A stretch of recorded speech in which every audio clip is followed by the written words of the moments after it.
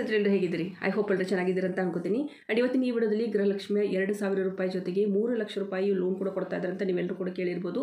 ಇದ್ರ ಬಗ್ಗೆ ಸಂಪೂರ್ಣ ಮಾಹಿತಿನ ಈ ವಿಡಿಯೋದಲ್ಲಿ ನಾನು ನಿಮಗೆ ತಿಳಿಸ್ಕೊಡ್ತಾ ಇದ್ದೀನಿ.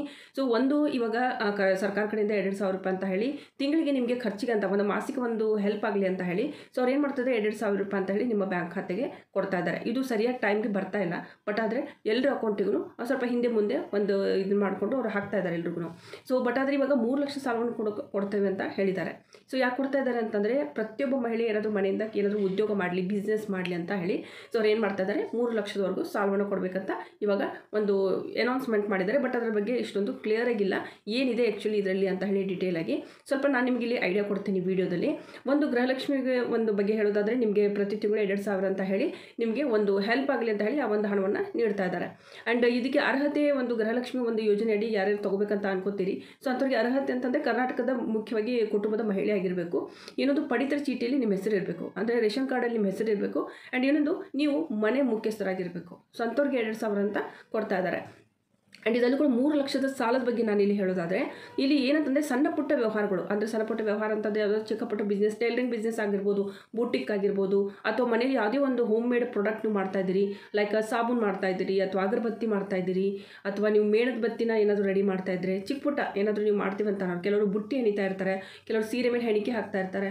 ಸೊ ಸುಮಾರು ಥರದ ಸಣ್ಣ ಪುಟ್ಟ ಮನೆಯಲ್ಲಿ ಬಿಸ್ನೆಸ್ನ ಮಾಡುವಂಥದ್ದನ್ನು ಸೊ ಅಂಥ ಬಿಸ್ನೆಸ್ ಮಾಡೋದಕ್ಕೋಸ್ಕರ ಸರ್ಕಾರ ಕಡೆಯಿಂದ 3 ಲಕ್ಷ ರೂಪಾಯಿ ಕೂಡ ಇವಾಗ ಸಾಲವನ್ನು ಕೊಡ್ತೀವಿ, ಅಂದರೆ ಲೋನ್ ಕೊಡ್ತಾ ಇದ್ದೀವಿ ಅಂತ ಅನೌನ್ಸ್ಮೆಂಟ್ ಮಾಡಿದ್ದಾರೆ.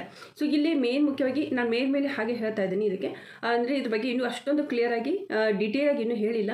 ಬಟ್ ಅದು ಇನ್ನೂ ಸರಿ ಡೀಟೇಲಾಗಿ ಇದ್ರ ಬಗ್ಗೆ ಬಂದಾಗ ನಾನು ಹೇಳ್ತೀನಿ. ಆ್ಯಂಡ್ ಈ ಒಂದು 3 ಲಕ್ಷದ ಒಂದು ಸಾಲವನ್ನು ತೊಗೋಬೇಕು ಅಂತಂದರೆ 18 ವಯಸ್ಸಿನಿಂದ 55 ವಯಸ್ಸಿನ ಮಧ್ಯದಲ್ಲಿರೋರಿಗೆ ಕೊಡ್ತಾರಂತ ನಾನು ಅನ್ಕೋತೀನಿ.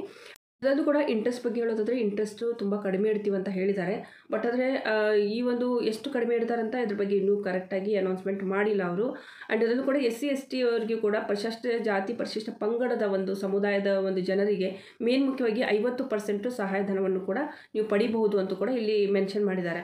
ಬಟ್ ಆದರೆ ಇದ್ರ ಬಗ್ಗೆ ಇನ್ನೂ ಕ್ಲಿಯರಿಟಿ ಇಲ್ಲ ಸ್ನೇಹಿತರೆ. ಬಟ್ ಆದರೆ ಯಾವಾಗ ಇದು ಕ್ಲಿಯರ್ ಆಗುತ್ತೆ, ಯಾವಾಗ ಗೌರ್ಮೆಂಟಿಂದ ಕರೆಕ್ಟಾಗಿ ಅನೌನ್ಸ್ಮೆಂಟ್ ಮಾಡ್ತಾರೆ, ಯಾರ್ಯಾರು ಅರ್ಹತೆ ಇದ್ದಾರೆ, ಯಾರ್ಯಾರು ಅನರ್ಹರು, ಸೊ ಅದ್ರ ಬಗ್ಗೆ ಎಲ್ಲ ಸಂಪೂರ್ಣ ಮಾಹಿತಿ ಕೊಡ್ತಾರೆ, ಎಷ್ಟು ಲೋನ್ ಕೊಡ್ತಾರೆ, ಎಷ್ಟು ನಮಗೆ ಇಂಟ್ರೆಸ್ಟ್ ಇರುತ್ತೆ ಅದರಲ್ಲಿ. ಸೊ ಅದ್ರ ಬಗ್ಗೆ ಎಲ್ಲ ಸಂಪೂರ್ಣ ಮಾಹಿತಿ ಬಂದಮೇಲೆ ಇನ್ನೊಂದು ವಿಡಿಯೋ ನಾನು ಮಾಡಿ ನಿಮಗೆ ತಿಳಿಸ್ತೀನಿ. ಆ್ಯಂಡ್ ಮುಖ್ಯವಾಗಿ ನಾನಿಲ್ಲಿ ಹೇಳೋದಂತಂದರೆ ಈ ಒಂದು ಸರಿಯಾಗಿ ಇವಾಗ ಇದುವರೆಗೂ 2,000 ರೂಪಾಯಿ ಅಂತ ಹೇಳಿ ಗೃಹಲಕ್ಷ್ಮಿ ಕಡೆಯಿಂದ ಬರ್ತಾ ಇಲ್ಲ. ಸೊ ಇದನ್ನೇ ಕರೆಕ್ಟಾಗಿ ಅವರು ಕೊಡೋದನ್ನು ಸ್ಟಾರ್ಟ್ ಮಾಡಿದರೆ ಅದು ಕೂಡ ಒಂದು ಒಳ್ಳೆಯದು ಅಂತ ಹೇಳ್ಬೋದು. ನಿಮ್ಮ ಅಭಿಪ್ರಾಯ ಏನು ಅಂತ ಖಂಡಿತವಾಗ್ಲೂ ಕಾಮೆಂಟ್ ಮಾಡಿ ನಿಮ್ಮ ಊರಿನ ಹೆಸರಿನ ಜೊತೆಗೆ. ಆ್ಯಂಡ್ 3,000 ಲೋನ್ ಕಟ್ಟೋರಿಗೆ 2,000 ಕೊಡ್ತಾರಾ ಅಂತ, ಓಕೆ ಕೊಡ್ತಾರೋ ಇವು ಕೊಡೋದಿಲ್ವೋ ಅಂತ. ಅಂದರೆ ಇವಾಗ 2,000 ನಾವು ತೊಗೋತಾ ಇದ್ದೀವಿ, ಬಟ್ 3,000 ರೂಪಾಯಿ ಕೂಡ 3 ಲಕ್ಷ ರೂಪಾಯಿ ಕೂಡ ನಾವು ಲೋನಿಗೆ ಅಪ್ಲೈ ಮಾಡಿದ್ದು ಅಂತ ಅನ್ಕೊಳ್ಳೋಣ. ಆ ಲೋನಿನ ಜೊತೆ ನಮಗೆ 2,000 ಸೈಡ್ ಬರ್ತಾ ಇರುತ್ತಾ, ಅಥವಾ 2,000 ರೂಪಾಯಿ ಕೊಡೋದನ್ನ ನಿಲ್ಲಿಸ್ತಾರಾ? ಸೊ ಇದ್ರ ಬಗ್ಗೆ ಕ್ಲಿಯರ್ ಆಗೋದೇ ನೆಕ್ಸ್ಟ್ ಅವರು ಅನೌನ್ಸ್ಮೆಂಟ್ ಮಾಡಿದ ಮೇಲೆ. ಆ್ಯಂಡ್ ಮುಖ್ಯವಾಗಿ ಲೋನ್ ಇಂಟ್ರೆಸ್ಟ್ ಏನಿರುತ್ತಲ್ವ ಇದ್ರೂ ಎಷ್ಟಿರುತ್ತೆ ಅಂತ ಕೂಡ ಅನೌನ್ಸ್ಮೆಂಟ್ ಮಾಡಿಲ್ಲ, ಇನ್ನೂ ಹೇಳಿಲ್ಲ. ಆ್ಯಂಡ್ ಅದನ್ನು ಕೂಡ ಯಾಕಂದರೆ ಇಂಟ್ರೆಸ್ಟ್ ಕಮ್ಮಿ ಇಡೋಣ ಅಂತ ಅವ್ರು ಅನೌನ್ಸ್ಮೆಂಟ್ ಮಾಡಿದ್ದಾರೆ, ಸ್ವಲ್ಪ ಕಡಿಮೆ ಇಡ್ತೀವಿ ಅಂತ ಹೇಳಿದ್ದಾರೆ. ಬಟ್ ಎಷ್ಟು ಇಡ್ತೀವಿ ಅಂತ ಹೇಳಿಲ್ಲ. ಆ್ಯಂಡ್ ಮತ್ತೊಂದು ಈ ಒಂದು ಇದಕ್ಕೆ ನನಗನ್ಸುತ್ತೆ ಒಂದು ಇಂಟ್ರೆಸ್ಟ್ ಅಂತ ಬಂದಾಗ ಇಂಟ್ರೆಸ್ಟ್ ಫ್ರೀ ಅಂತ ಕೊಟ್ಟರೆ ಸೊ ತುಂಬಾ ಹೆಲ್ಪ್ ಆಗುತ್ತೆ ಹೆಣ್ಮಕ್ಳಿಗೆ. ಯಾಕಂದರೆ ಇಂಟ್ರೆಸ್ಟ್ ಕಟ್ಟೋದು ಕೂಡ ಸ್ವಲ್ಪ ಟಫ್ ಅನಿಸುತ್ತೆ.